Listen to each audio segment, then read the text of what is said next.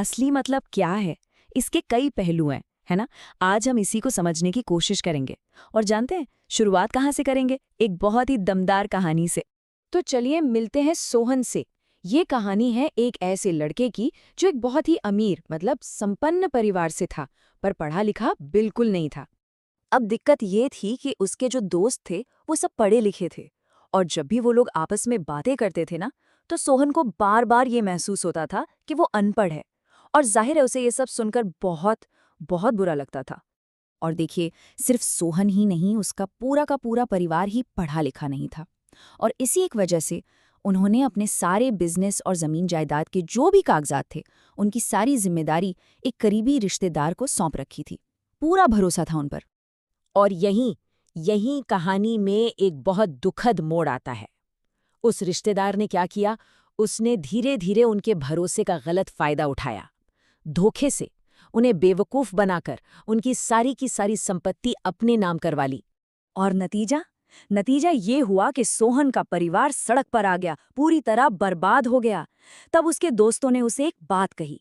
उन्होंने कहा, सोहन, सोचो, अगर तुम पढ़े लिखे होते तो अपने पिता का काम खुद संभालते, है ना? और फिर कोई भी तुम्हें इस तरह धोखा नहीं दे पाता। दोस्तों की ये बात सोहन के दिल में तीर की तरह चुभ गई। बस उसी एक पल में शिक्षा को लेकर उसकी पूरी सोच ही बदल गई, और उसने ठान लिया कि अब कुछ भी हो जाए वो पढ़ लिख कर रहेगा। सोहन की ये कहानी हमें अपने प्राचीन ज्ञान की याद दिलाती है। संस्कृत में एक बहुत प्रसिद्ध श्लोक है, माता शत्रु पिता वैरी येन बालो न पाठिता। इसका मतलब है वो माता पिता अपने ही बच्चे के शत्रु के समान हैं जो उसे पढ़ाते लिखाते नहीं हैं। श्लोक में आगे कहा गया है, न शोभिते सभा मध्य हंस मध्य बको यथा। मतलब ऐसा अनपढ़ बच्चा विद्वानों की सभा में ठीक वैसे ही लगता है जैसे हंसों के बीच में कोई बगुला, बिल्कुल अलग थलग। तो सवाल उठता है कि फिर शिक्षा है क्या? देखिए, असल में शिक्षा वो नहीं है जो बाहर से डाली जाती है। ये तो इंसान के अंदर जो अच्छाई, जो पूर्णता पहले से ही है, उसे बाहर लाने का, उसे अभिव्यक्त करने का एक तरीका है। ये एक ऐसी प्रक्रिया है जिससे इंसान खुद को पहचानता है और अपनी छिपी हुई शक्तियों को, अपने गुणों को विकसित करता है। इस बात को महान दार्शनिक प्लेटो ने भी बहुत जोर देकर कहा था। उन्होंने तो यहाँ तक कह दिया था कि भाई, सारी मुसीबतों की जड़ ही अज्ञान है। अज्ञानी रहने से तो अच्छा है कि इंसान पैदा ही ना हो। देखिए कितनी बड़ी बात कह दी उन्होंने। और हमारे महर्षि वेदव्यास ने इसमें एक और खूबसूरत पहलू जोड़ा है। वो कहते हैं कि ज्ञान या शिक्षा सिर्फ हमें जीवन की सच्चाई नहीं बताती, बल्कि ये तो हमें बोलना कैसे है, चलना कैसे है, और सबसे जरूरी, दूसरों के साथ व्यवहार कैसे करना है, ये सब भी सिखाती है। श्रीमद् भगवद गीता में तो ज्ञान को सबसे ऊंचा, सबसे पवित्र दर्जा दिया गया है। वहां एक श्लोक है, न ही ज्ञानेन सदृशम पवित्र मिह विद्यति। मतलब इस पूरी दुनिया में ज्ञान के जैसा पवित्र और कुछ भी नहीं है, कुछ भी नहीं। अच्छा, चलिए अब इस शब्द को ही थोड़ा और गहराई से समझते हैं।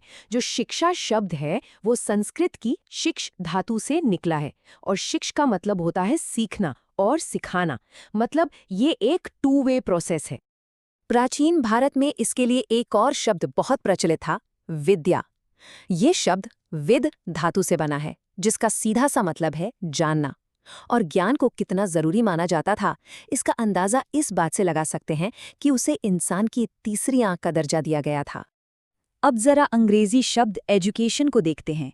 इसकी जड़ें लैटिन भाषा में है। वहाँ एडुकेटम, एडुसेरे, एडुकेयर जैसे शब्द हैं। और कमाल की बात यह है कि इन सबका मतलब भी वही है, प्रशिक्षित करना, अंदर से बाहर निकालना या विकसित करना। तो ये कितनी दिलचस्प बात है ना, कि चाहे हम संस्कृत की जड़ों को देखें या लैटिन की, बात घूम फिरकर एक ही जगह आती है, सार एक ही है। शिक्षा का मतलब है हमारी अंदरूनी जन्मजात शक्तियों का सर्वांगीण विकास करना, जो हमारे अंदर है उसे बाहर लाना। आमतौर पर शिक्षा को देखने के दो नजरिए होते हैं। एक है इसका संकुचित यानी नैरो मीनिंग। इसमें शिक्षा का मतलब सिर्फ स्कूल कॉलेज की पढ़ाई से है, एक तय सिलेबस, तय समय, बस। और दूसरा है इसका व्यापक यानी ब्रॉड मीनिंग। ये मानता है कि शिक्षा तो जन्म से लेकर मृत्यु तक चलती है। हम अपने हर अनुभव से हर पल कुछ न कुछ सीखते हैं। तो इन सारी बातों से एक चीज तो साफ हो जाती है, शिक्षा कोई एक घटना नहीं है, ये एक पूरी प्रक्रिया है ये विकास की एक सचेतन प्रक्रिया है जो जिंदगी भर चलती है। ये कभी रुकती नहीं, हमेशा गतिशील रहती है और हमारे अनुभवों को लगातार एक नया रूप देती रहती है। तो फिर शिक्षा का असली मतलब क्या हुआ? असल में इसका असली मतलब इन दोनों यानी संकुचित और व्यापक दृष्टिकोणों के मेल में है। ये एक ऐसी प्रोसेस है जो इंसान का चौतरफा विकास करती है ताकि उसका जीवन वैज्ञानिक तौर पर भी और सामाजिक तौर पर भी सफल बन सके। एक जाने माने शिक्षा शास्त्री हैं टी रेमोंड। उन्होंने इसे बहुत ही अच्छे शब्दों में समझाया है। उनके मुताबिक शिक्षा विकास की एक ऐसी प्रक्रिया है जिसमें इंसान धीरे धीरे खुद को अपने भौतिक, सामाजिक और आध्यात्मिक वातावरण के हिसाब से ढालना सीखता है। तो चलिए अब इस सवाल पर आते हैं कि आखिर ये सब इतना जरूरी क्यों है। इसे समझने के लिए एक बहुत सीधी सी मिसाल है। शिक्षा के बिना जीवन एक ऐसी नाव की तरह है जिसमें पतवार ही न हो। वो कहाँ जाएगी किसी को नहीं पता, दिशाहीन। अगर एक व्यक्ति के नज़रिए से देखें तो शिक्षा उसके चरित्र को गढ़ती है, उसे मानवता सिखाती है, ये उसे आत्मनिर्भर बनाती है और भौतिक समृद्धि हासिल करने में भी मदद करती है। कुल मिलाकर एक बेहतर इंसान और नागरिक बनाती है। और जाहिर है जब एक एक व्यक्ति शिक्षित होगा तो पूरा राष्ट्र मजबूत बनेगा। शिक्षा लोगों में राष्ट्रीय एकता और भावनात्मक जुड़ाव पैदा करती है। ये समाज में कुशलता और राष्ट्रीय अनुशासन की भावना लाती है और सबसे बढ़कर ये सिखाती है कि देश का हित सबसे ऊपर है। तो इस पूरी चर्चा को एक सवाल के साथ खत्म करते हैं जिस पर सोचा जा सकता है।